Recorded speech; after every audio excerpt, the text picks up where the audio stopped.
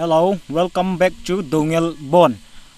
Tuni shoot ibol kidu chi ahle aya masapa video achun ichi gospel langsang achun shoot ina ball event ai tuni ahi ibol kidu lunglen la ta hoten na tuni lunglen na isa du chu hi in na ega ti bang wachun amasapa isa pawong chu gospel song chu chomhana ding nga na chu ga ni tin na aban kinin tuni hile la hichi lunglen la isa na di wa ipila deihlan hin yam ti chu neu cha phun do na chu ga ni lian pante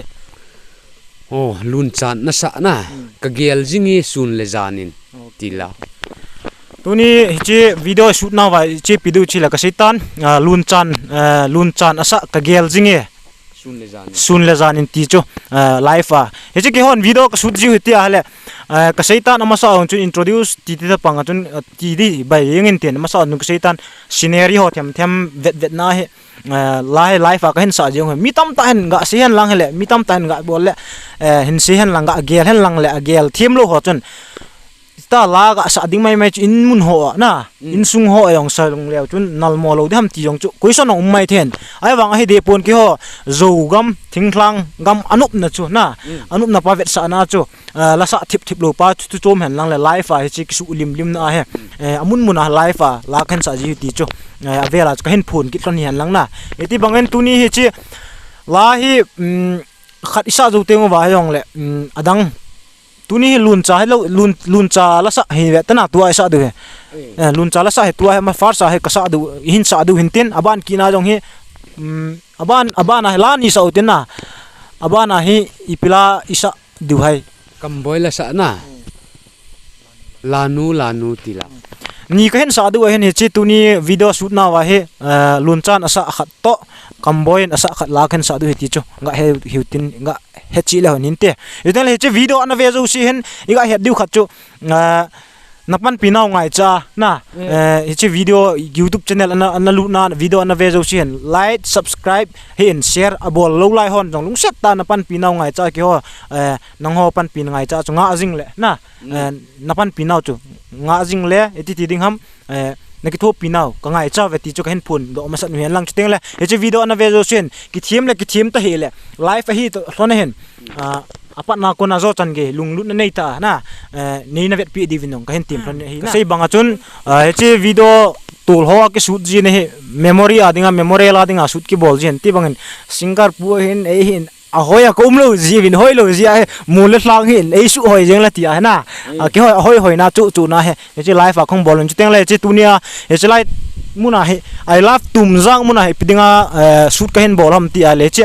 asuna hi a hele ama he Kolkata mi hen amin chi le durjo hen ama memory adinga ma nong he chi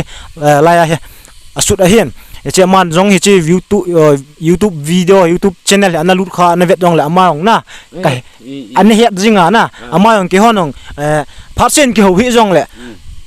ki het tu nau cho mang pui na nang ma ka gel do jing ve ka he jing ve ti vet sa na chama dinga he chi lai mun a he la he chicken sa du hi ti chu ken phun be a he tun la chu ga sapan huite lamin chu kagel jingi sun le janin lun chan anasa chu tua kin sa deu hi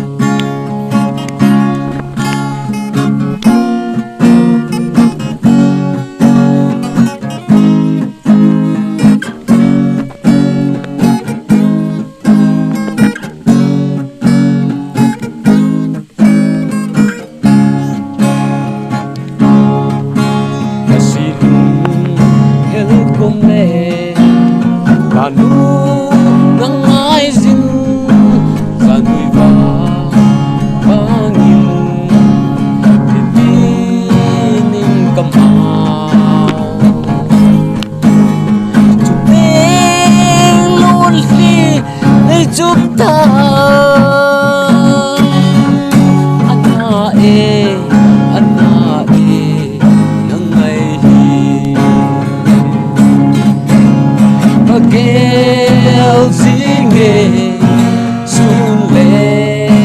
zanin mang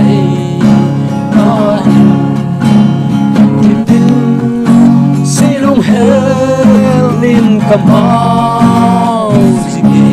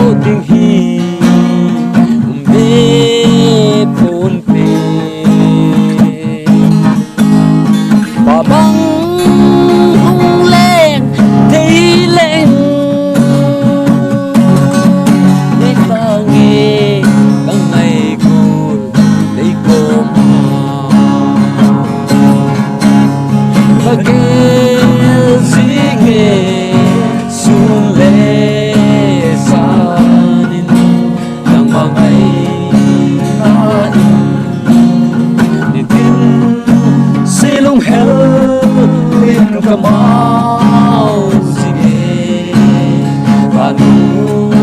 oi banahi mo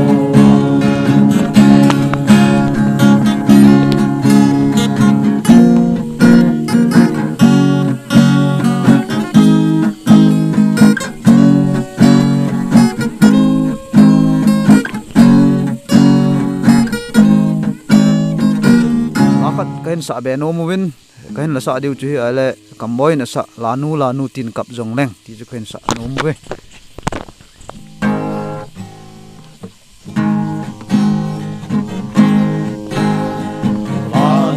lanu tin kap jong leng hayo he o hinti ponte lung hel nan mau zong leng cây môn na ding gol de lo đi ding gol ken ding e go tham a si lung ma ki ho loi si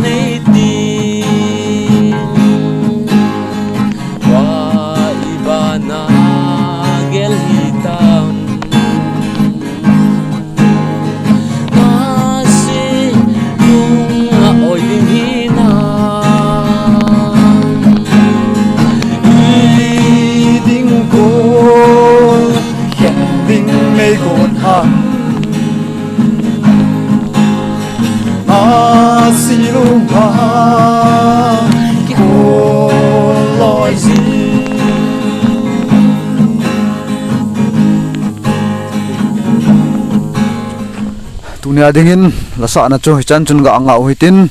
tinga koi hi zong lewen viewer so zo se kain sei nom le kain ngeu chu hi ai le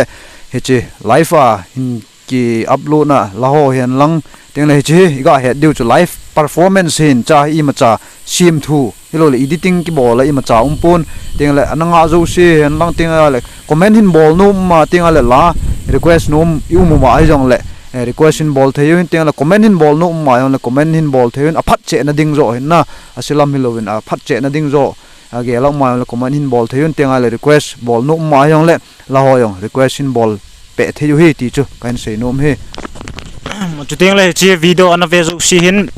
ikit tadop tu nau to ikingai lu nau ki khotu nau vet sanan